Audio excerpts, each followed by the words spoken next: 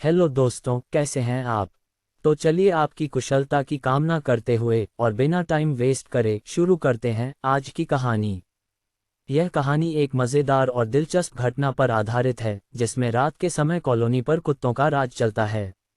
शहर की मशहूर सुख शांति कॉलोनी दिन में तो बड़ी सभ्य, सुसंस्कृत और संस्कारी लगती थी, लेकिन रात होते ही वहाँ का माहौल कुछ और ही रूप ले लेता था। जैसे ही घड़ी रात के 11 बजाती, कॉलोनी की सत्ता बदल जाती। इंसानों का शासन खत्म और कुत्तों का साम्राज्य शुरू। दिन में तो कुत्ते इधर उधर घूमते हुए और बड़े शरीफ नजर आते हैं। कोई कुछ दे दे तो खा लेते हैं चुपचाप, कोई फटकार दे तो दूर चले जाते हैं। लेकिन रात में अपना ऐसा आतंक फैलाते हैं कि कोई उसे गली से गुजर भी नहीं सकता जहां वह रहते हैं। इंसानों को गली से गुजरने में भी डर लगता है, और जो किसी पर वह भौंकना शुरू कर दे तो बेचारे का हॉट फेल होते होते बचता है। हर रात कॉलोनी के गली मोहल्ले में घूमने वाले बल्लू, काले, टॉमी और फंटूश नाम के 4 कुत्ते एक मीटिंग करते थे। इस मीटिंग का एक ही एजेंडा होता, आज किसकी नींद खराब करनी है। टॉमी, जो कि इनका चीफ था, बोला, आज हमारा ऑपरेशन भौंक भौंक 2.0 चलेगा। मकसद कॉलोनी के सारे इंसानों की नींद उड़ानी। बल्लू ने तुरंत समर्थन किया, बिल्कुल, और इस बार हमें चौकीदार चाचा को भी नहीं छोड़ना। सब कुत्तों ने मिलकर पूरी योजना बना ली। रात के 12 बजते ही मिशन चालू हो गया। पहले फेज में टॉमी ने सोसाइटी के मेन गेट पर बैठकर किसी अदृश्य दुश्मन को देखकर घूर घूर कर भौंकना शुरू कर दिया। कुत्ते का इस प्रकार तेज तेज भौंकना सुनकर चौकीदार चाचा उठकर टॉर्च लेकर देखने आए कि कहीं कोई इंसान फिर से फंस तो नहीं गया, लेकिन वहां कुछ भी नहीं था। चौकीदार चाचा देखकर वापस अपनी जगह पर जाकर बैठ गए। इसी बीच गली के दूसरी तरफ बल्लू ने शर्मा जी के घर के बाहर लंबी आओ वाली दुख भरी भौंक लगाई, जिससे शर्मा जी सपने में ही डर कर उठ बैठे। शर्मा जी हड़बड़ाकर, अरे भूत वूत तो नहीं है। उनकी बीवी बोली, शर्मा जी, ये भूत नहीं, वो बल्लू की टोली है, रोज यही तमाशा करती है, आप सो जाए। इसी बीच काले और फंटूश ने अपनी अगली चाल चली। वो सोसाइटी के अंदर लगे स्कूटर और बाइक के बीच भागने लगे। अचानक टन की जोरदार आवाज आई जब फंटूश का पंजा एक एक्टिवा के स्टैंड से टकरा गया। आवाज सुनते ही गुप्ता जी, जो बेहद गहरी नींद में सो रहे थे, अचानक बिजली के झटके की तरह उठे और बोले, भूकंप भूकंप। फिर बिना कुछ सोचे समझे पूरे परिवार को लेकर बाहर भाग आए। उनका हाल देखकर बाकी लोग भी डर गए और देखते ही देखते पूरी कॉलोनी छतों और बालकनियों में खड़ी हो गई। अब जैसे ही कॉलोनी वाले गुस्से में आकर कुत्तों को भगाने की सोच रहे थे, तभी सुबह 4 बजे मिल्कमैन की साइकिल आई। फंटूश ने तुरंत अपनी आखिरी चाल चली, सीधे जाकर साइकिल के आगे बैठ गया। मिल्कमैन को अचानक ब्रेक मारने पड़े और दूध की थैली एक के बाद एक हवा में उड़कर गुप्ता जी, वर्मा जी और चौकीदार चाचा के सिर पर गिरी। अब पूरे कॉलोनी वाले आपस में झगड़ रहे थे। गुप्ता जी, देखिए, ये कुत्ते हमारी कॉलोनी पर राज कर रहे हैं।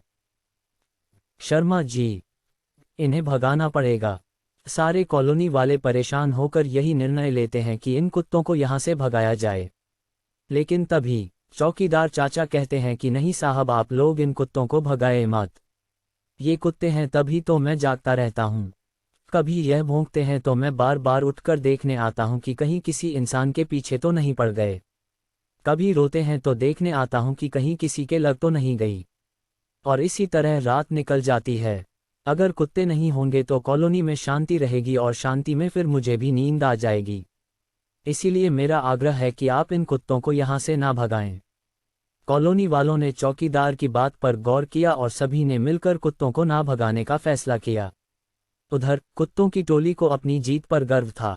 उन्होंने कॉलोनी की गली में गर्व से पूंछ हिलाते हुए मार्च किया, मानो कह रहे हों, हम ही हैं इस कॉलोनी के असली राजा। और इस तरह सुख शांति कॉलोनी में इंसानों की हारी हुई रात खत्म हुई और सुबह के साथ कॉलोनी फिर से सभ्य हो गई, अगली रात के कुत्तों के साम्राज्य के लिए तैयार। एक छोटे से गांव मस्तपुरा में रहने वाले लोग आधुनिकता से दूर अपने देसी तरीके से जीवन जीते थे। लेकिन जब से गांव में इंटरनेट आया था, तब से गांव के नौजवानों में ऑनलाइन चीजों को लेकर काफी उत्सुकता बढ़ गई थी। उन्हीं में से एक था गोपाल, जिसे तकनीक का बहुत शौक था।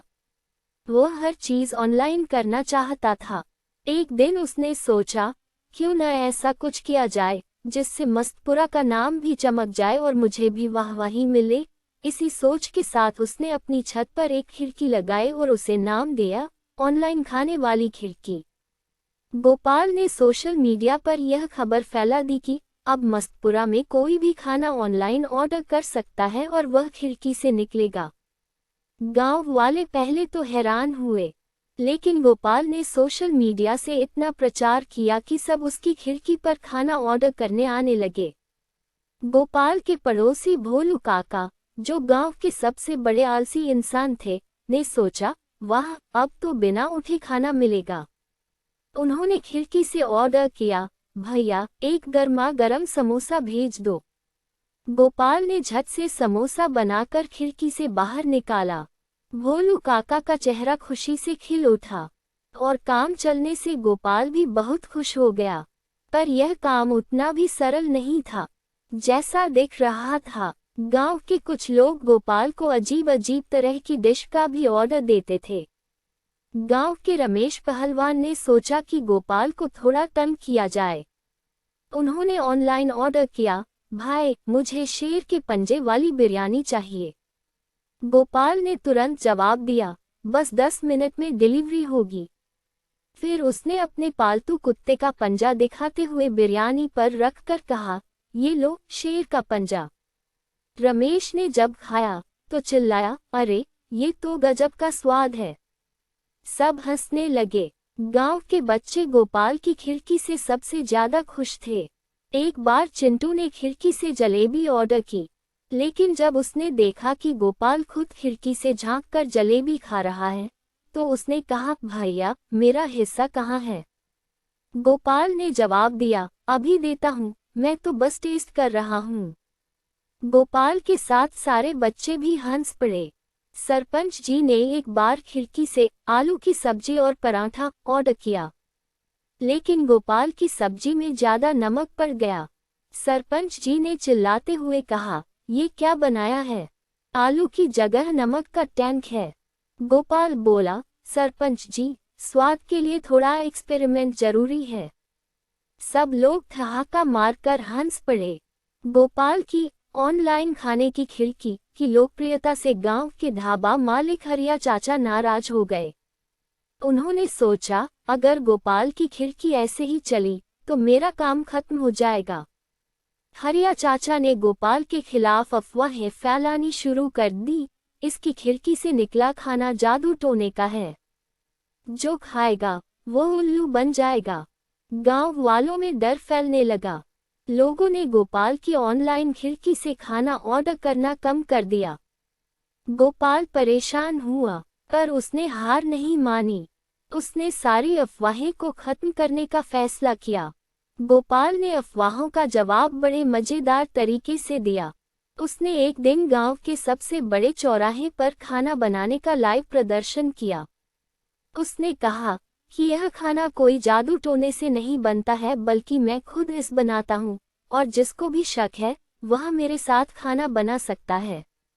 हरिया चाचा को बुलाया गया।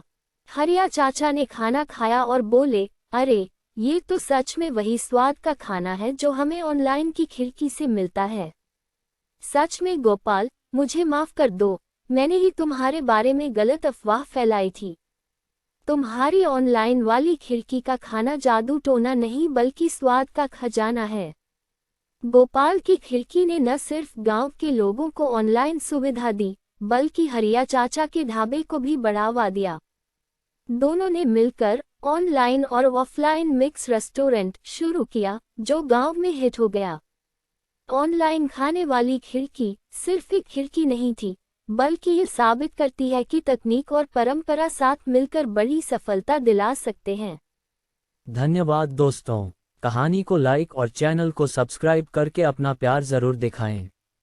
राधे राधे।